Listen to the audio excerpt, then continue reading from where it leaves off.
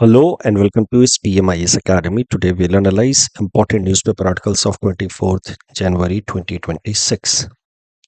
Please note you can download the PDF version of today's newspaper analysis by clicking the link given in the comment section. This is the list of the topics that we'll be covering from today's newspaper. The first topic is about India welcomes Spain to join Indo-Pacific Oceans Initiative. इस topic की मदद से समझेंगे what is Indo Pacific oceans initiative. Important from our syllabus GS paper to international relations point of view. So before we take up Indo-Pacific Oceans Initiative, let us quickly understand what is the concept of Indo-Pacific.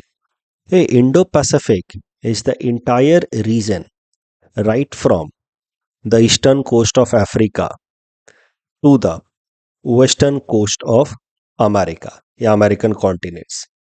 तो समझ लीजिए कि Indian Ocean and Pacific Ocean का जो पूरा पूरा area है, collectively it can be considered as this interconnected space can be considered as the space या रीजन ऑफ इंडो पैसिफिक.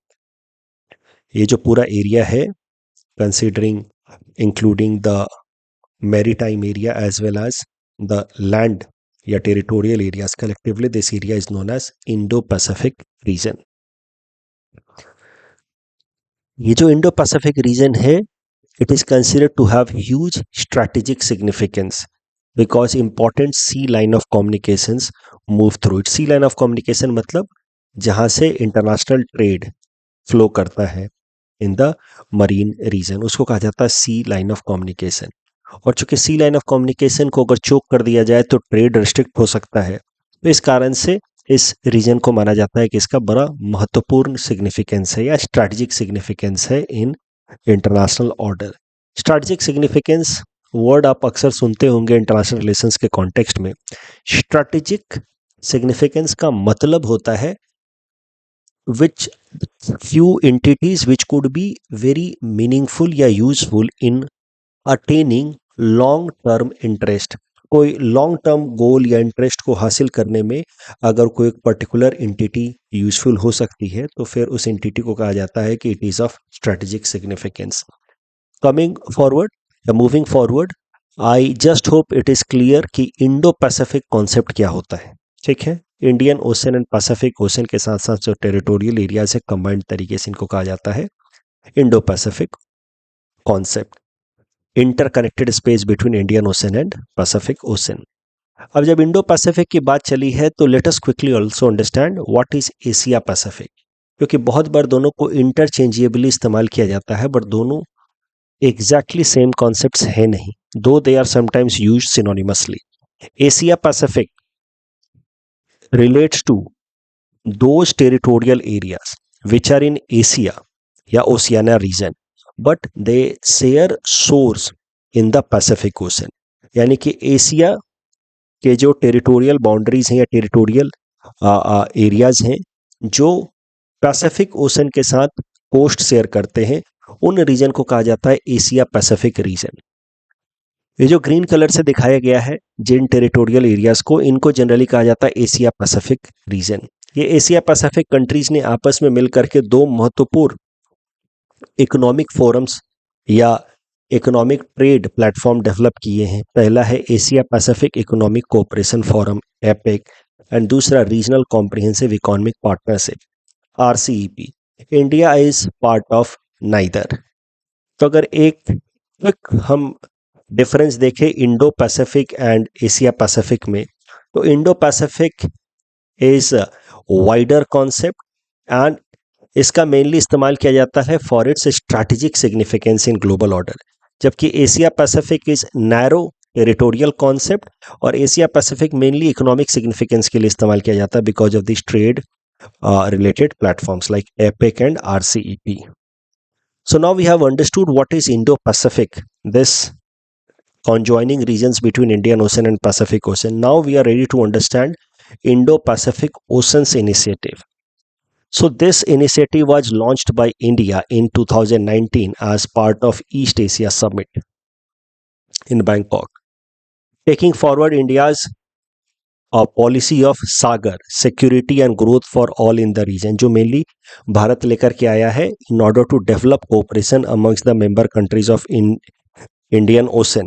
तो सागर इनिशिएटिव इंडियन ओशन के अंदर जो मेंबर कंट्रीज हैं हमारे, जो इंडियन ओशन में कोस्ट शेयर करते हैं, उनके साथ भारत एक बेहतर रिलेशन डेवलप करे, इसके लिए सागर इनिशिएटिव लेकर के आए प्रधानमंत्री नरेंद्र मोदी जी साल 2015 में।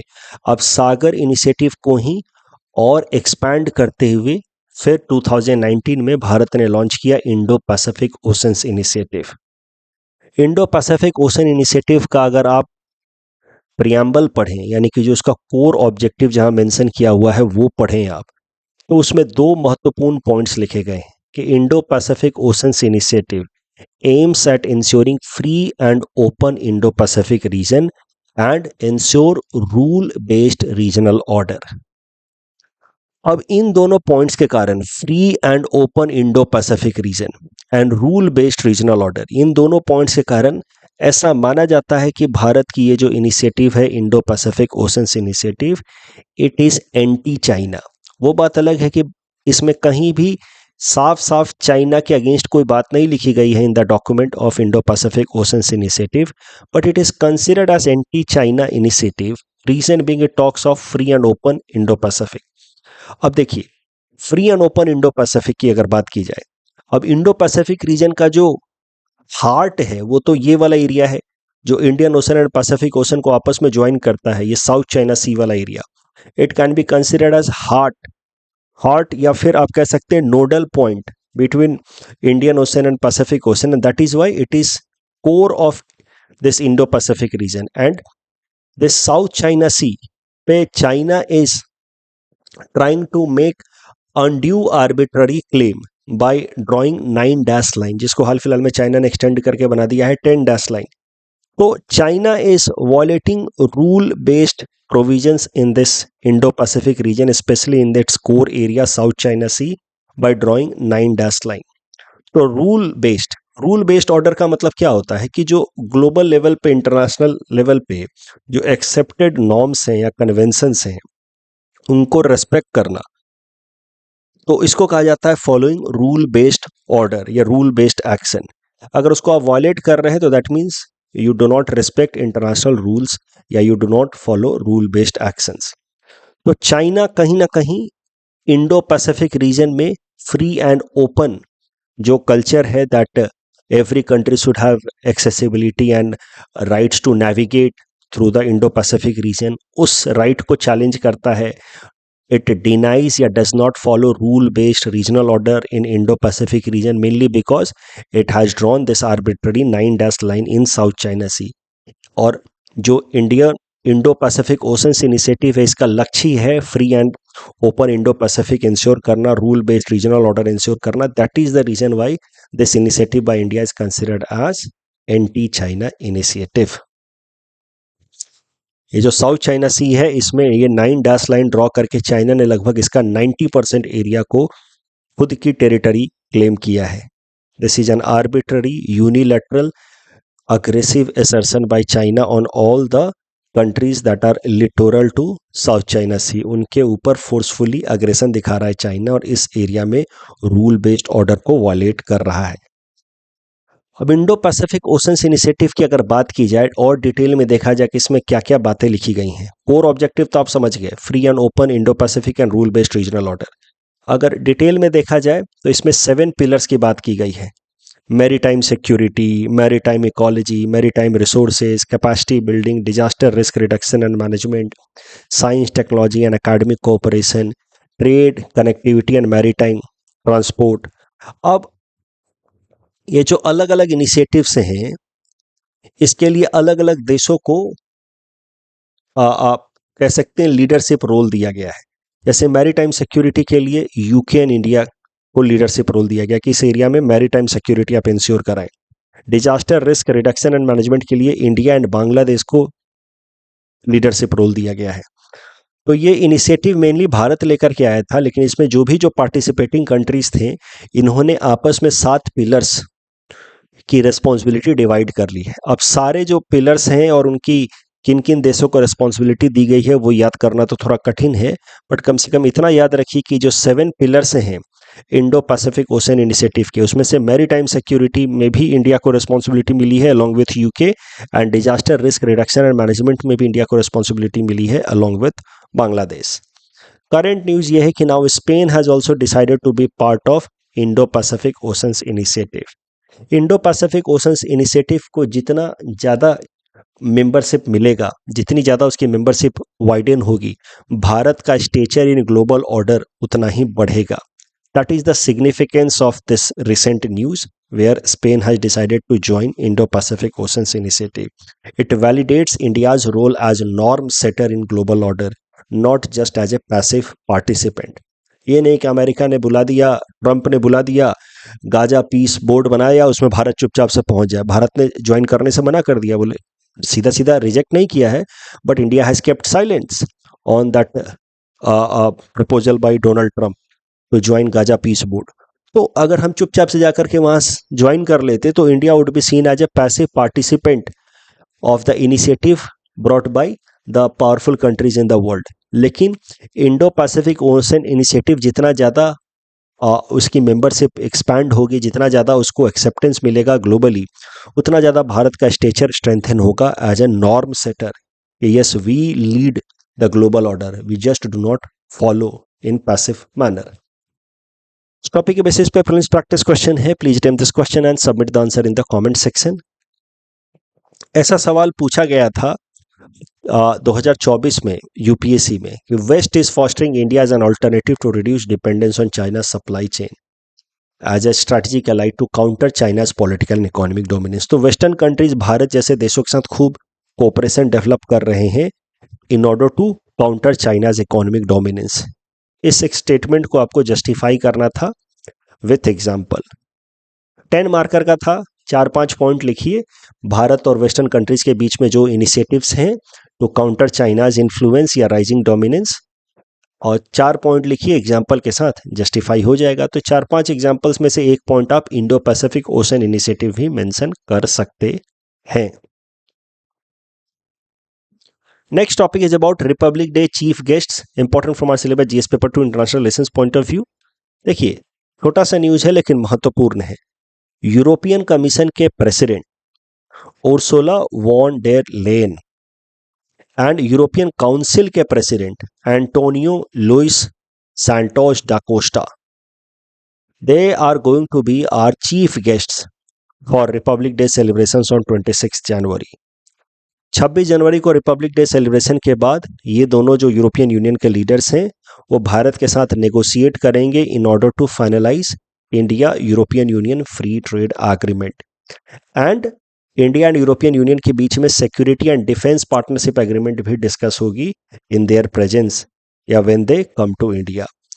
तो इनकी जो विजिट है वो इंपॉर्टेंट होने वाली है। प्रीलिम्स पर्सपेक्टिव से अगर देखा जाए तो आपसे सीधा सीधा पूछा जा सकता है कि रिपब्लिक डे सेलिब्रेशंस में चीफ गेस्ट कौन था, लेकिन अगर स्ट्रैटेजिक सिग्निफिकेंस देखा जाए तो इन दोनों लीडर्स के आने के बाद भारत में अब भारत और यूरोपियन यूनियन का फ्री ट्रेड एग्रीमेंट जो काफ़ी टाइम से नेगोशिएट हो रहा है वो कंक्लूड हो सकता है। इससे फ़ायदा ये होगा, इंडिया यूरोपियन यूनियन का फ्री ट्रेड एग्रीमेंट अगर फाइनलाइज हो गया तो भारत का dependency on China, Russia and US will get reduced, which is important for India to maintain its strategic autonomy. अभी अमेरिका जैसे देश जो है वो भारत के साथ जो उनका ट्रेड बहुत ज़्यादा है उसका बहुत मिसयूज कर रहे हैं। They are trying to arm twist India. तो अमेरिका के ऊपर अपनी डिपेंडेंसी को रिड्यूस करना बहुत ज़रूरी है। अब थोड़ा ये भी समझ लेते हैं कि यूरोपियन यूनियन क्या है, वो तो आप जानते हैं 27 देशों की एक ग्रुपिंग है। 27 यूरोपियन देशों की एक ग्रुपिंग है जिसका नाम है European Union. It is a kind of political and economic grouping. European union कैसे काम करता है, ये 27 देशों की ग्रुपिंग कैसे काम करती है वो भी समझिए।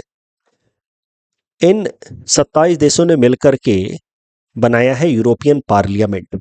यूरोपियन पार्लियामेंट के जो मेंबर्स हैं they are elected by European citizens. तो जो यूरोपियन यूनियन देशों के जो लोग हैं उनके पास दो तरीके की सिटीजनशिप है। एक citizenship of their country, for example France में रहने वाला आदमी वो फ्रांस का तो सिटीजन है ही साथ वो यूरोपियन सिटीजन भी माना जाता है। और European citizens elect representatives for European parliament. उसके अलावा एक और लेजिस्लेटिव बॉडी होती है, इसको कहा जाता है यूरोपियन काउंसिल या Council of European Union. It is like upper house of European Union. यहाँ पे the members are nominated by the respective countries. तो ये 27 देश हैं, ये अपने मेंबर्स रिप्रेजेंट करके या नॉमिनेट करके भेजते हैं। यूरोपियन काउंसिल जो है वो लॉ मेकिंग में सीधा सीधा पार्टिसिपेट नहीं करता, वो सिर्फ एजेंडा सेट करता है। तो it sets overall European unions political direction या एजेंडा। फिर लॉ मेकिंग के लिए यहाँ पे एजेंडा यहाँ सेट हुआ यूरोपियन काउंसिल में, और फिर उन एजेंडा के ऊपर लॉ बना करके या बिल ला करके उस पर डिस्कशन डिबेट करके वोटिंग करके पास करके यूरोपियन पार्लियामेंट कानून बनाता है। एक बार जब यूरोपियन पार्लियामेंट ने कानून बना दिया तो फिर उसको इम्प्लीमेंट करने की जिम्मेदारी होती है एग्जीक्यूटिव बॉडी के ऊपर यूरोपियन यूनियन के, और यूरोपियन यूनियन के एग्जीक्यूटिव बॉडी का नाम है यूरोपियन कमीशन। यूरोपियन कमीशन एक 27 मेंबर की बॉडी है जिसमें से हर एक मेंबर कंट्री ने एक एक रिप्रेजेंटेटिव भेजा हुआ है जो यूरोपियन कमीशन कहा जाता है। It is an executive body. तो ये हो गया लेजिस्लेटिव बॉडी, ये हो गया एग्जीक्यूटिव बॉडी। यूरोपियन कमीशन एक एग्जीक्यूटिव बॉडी है और यूरोपियन कमीशन की प्रेसिडेंट हैं Ursula von der Leyen, and council European council एक लेजिस्लेटिव बॉडी है, अपर हाउस है या आप कह सकते हैं राज्यसभा जैसा इसका रोल है। और यूरोपियन काउंसिल के लीडर हैं एंटोनियो लुइस सांताज दा कोस्टा। तो ये दोनों जो है ये यूरोप आने वाला जो हमारा रिपब्लिक डे सेलिब्रेशन है उसके चीफ गेस्ट होंगे। तो चूंकि ये चीफ गेस्ट हैं इस कारण से यूरोपियन यूनियन का जो अरेंजमेंट है वो भी आपको समझना चाहिए। Next topic is about draft national electricity policy. Electricity के फील्ड में क्या आने वाले टाइम में बदलाव हो सकते हैं, क्या लक्ष्य होंगे, उसको लेकर के भारत सरकार ने एक पॉलिसी अडॉप्ट की है। ड्राफ्ट फॉर्म में है, यानी कि बेसिक फॉर्म में इसको फाइनलाइज नहीं किया गया है, yet it is going to be important because इसमें कुछ इंपॉर्टेंट टारगेट्स बताए गए हैं। So this topic is going to be important from our syllabus GS paper 3 Indian economy. तो मिनिस्ट्री ऑफ पावर ने draft national electricity policy 2026 adopt की है। Draft मतलब it is not final but more और less इसी line में final policy adopt की जाएगी। This draft national electricity policy is aim to reduce या replace the existing national electricity policy of 2005। इसके अंतर्गत कुछ लक्ष्य रखे गए हैं भारत के इलेक्ट्रिसिटी सेक्टर के लिए, which aligns with the goal of making India a developed country by 2047। लक्ष्य ऐसा है कि per capita electricity consumption Bharat का बढ़ा करके कर देना है 2000 kilowatt hour by 2030 and over 4000 kilowatt hour by 2047। Current consumption देखा जाए तो it is close to 1500 kilowatt hour. साथ ही साथ ज़्यादा रिन्यूएबल एनर्जी को इनकरेज करना है electricity generation, which will align with India's goal या कमिटमेंट अंडर पेरिस एग्रीमेंट जिसका नाम है intended nationally determined contribution of India. जब भारत ने कमिट किया है amongst 5 commitments that India has made, जिनको कलेक्टिवली कहा जाता है पंचामृत, उसमें से एक कमिटमेंट है that India will ensure 45% reduction in emission intensity bye 2030। तो सरल बात यह है कि भारत सरकार एक नया इलेक्ट्रिसिटी पॉलिसी लेकर के आ रही है। उस इलेक्ट्रिसिटी पॉलिसी के अंतर्गत लक्ष्य है कि ज़्यादा से ज़्यादा इलेक्ट्रिसिटी प्रोड्यूस की जाए ताकि पर पर्सन ज़्यादा से ज़्यादा इलेक्ट्रिसिटी अवेलेबल हो, लेकिन उस इलेक्ट्रिसिटी को क्लीनर सोर्सेज ऑफ एनर्जी के थ्रू प्रोड्यूस किया जाए जिससे हमारा देश विकसित भी बने और साथ ही साथ जो हमारा कमिटमेंट है अंडर पेरिस एग्रीमेंट वो भी अचीव हो पाए। इसी आर्टिकल में ये जो पीआईबी में आर्टिकल आया है जिसमें बताया गया है कि भारत ने draft national electricity policy adopt की, उसी में बताया गया कि some of the achievements that have been registered in India's power sector so far.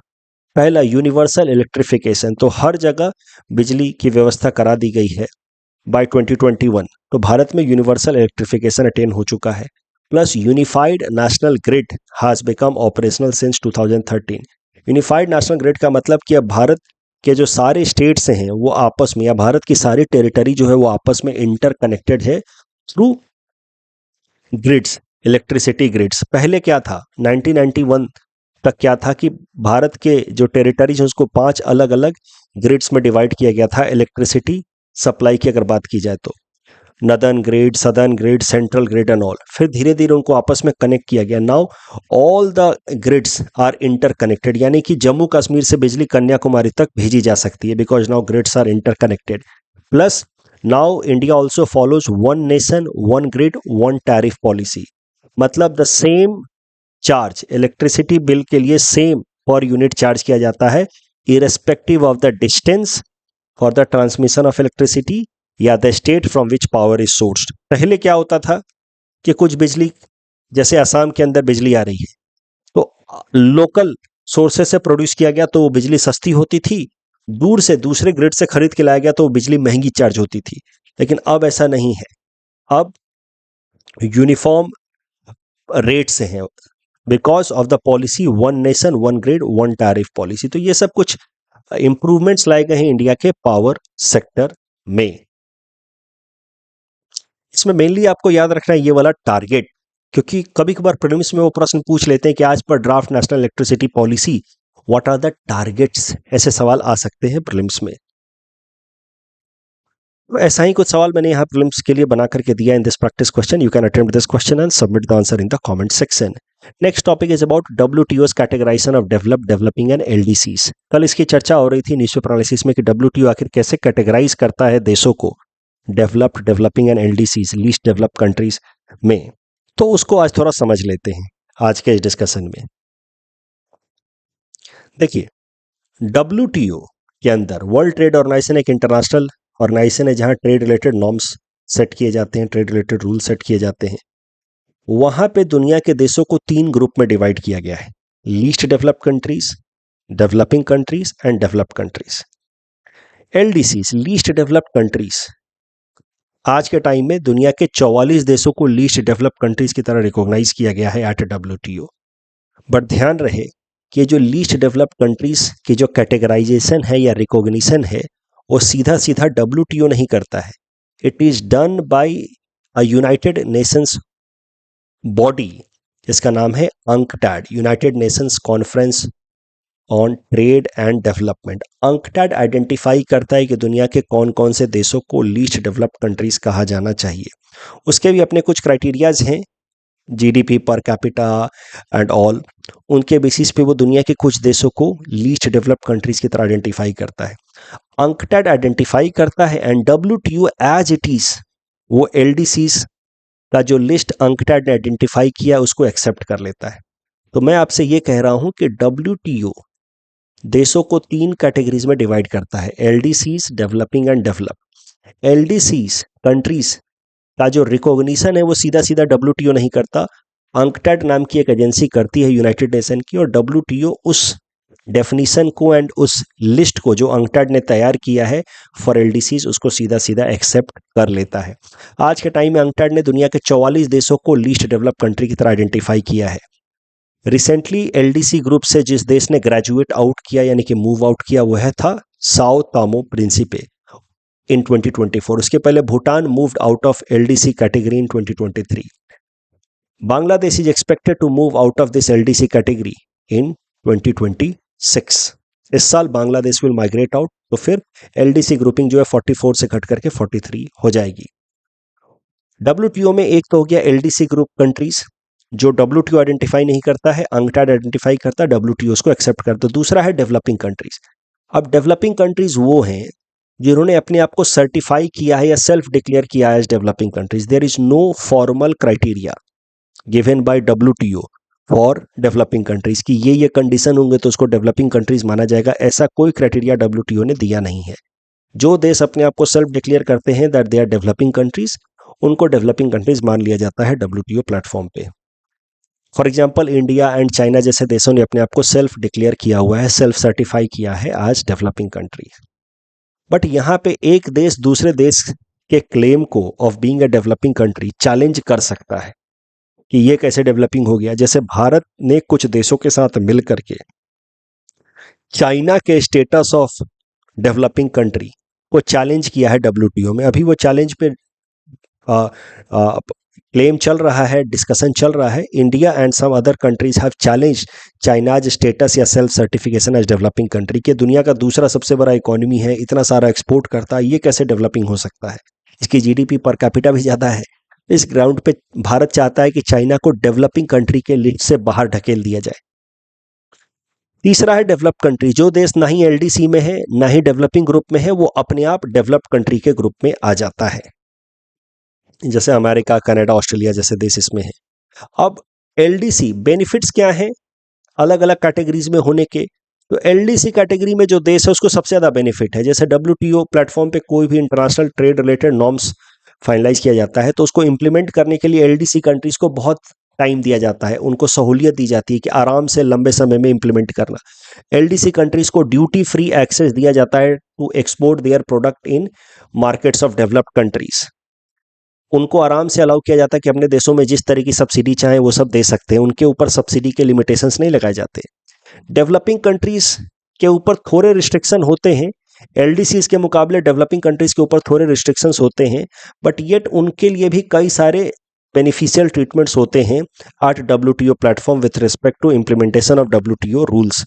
Developed countries के लिए कोई स्पेशल बेनिफिट नहीं होता, they have to comply with all the WTO rules in very stringent manner. Topic के basis पे please practice question है, please attend this question and submit the answer in the comment section. कल का जो practice question था उसका answer देख लेते हैं। फादर ऑफ द नेशन का टाइटल महात्मा गांधी को सुभाष चंद्र बोस जी ने दिया। ये जो नॉर्थ ईस्ट काउंसिल से रिलेटेड प्रश्न था ना, उसमें जो मैंने इन्फॉर्मेशंस दिए थे they were not sufficient to address this question. North east council act 1971 वाला में 2002 में अमेंडमेंट लाया गया। As per this amendment now the council has governors of the state as also its member, chief ministers तो member हैं ही, and 3 members nominated by the president. Also note that Home Minister is ex officio chairman of the council, but he does not form the part of the council as a member. वो ex officio chairman है but member नहीं है। तो ये बातें ध्यान रखनी है, इस कारण से correct answer will be 1, 2, 3 only. Home minister will not be a member. मैंने ये नोट्स में भी कल के अपडेट कर दिया, तो जो आपको मंथली मैगजीन मिलेगा वहां पे ये अपडेटेड पॉइंट्स मिलेंगे। जीएस पे से रिलेटेड पहला स्टेटमेंट सही है, दूसरा गलत है।